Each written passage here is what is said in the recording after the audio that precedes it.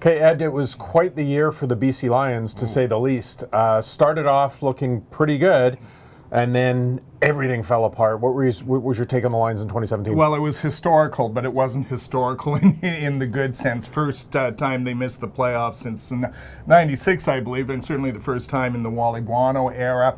It's funny, I mean, and I think we can give them this. There are pieces in place. They aren't that far away. It was kind of a perfect storm where just about anything that could go wrong did go wrong. And the biggest thing was Jonathan Jennings, who had all the appearance of a franchise quarterback, taking a step backwards. So looking forward with the new regime, a bit of a new coaching staff in place, job number one has to be to get him back on track. Well, that's the funny thing. Even if you're not intrigued by the CFL, I'm speechless as to how this structure is. You have the president, GM, and coach, who's now no longer the GM, but he is the coach and president and answers to a different GM, and they're bringing in new pieces to the coaching staff. Mark Washington stays as defensive coordinator. They're bringing Jeff Reinbold back in for special teams, and they've got Jarius Jackson as a new offensive coordinator. So are there enough pieces there under a new structure to make the Lions a competitor in 2018? I'd just love to see the flow chart, you know, when they have in corporate, when they've got pointing in 14 different directions.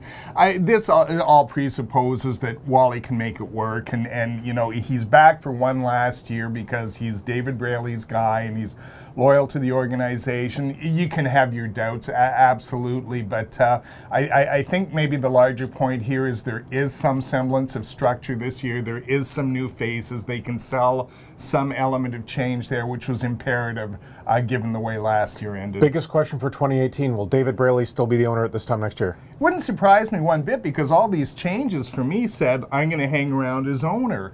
And really, who cares? I mean, like, he hasn't really been visible in this market for a while now. He signs the check. So if they can get, like, if Rick LaLacheur can establish relationships in the football community, in the business community, if they fix the on-field problem, nobody will care who owns the team.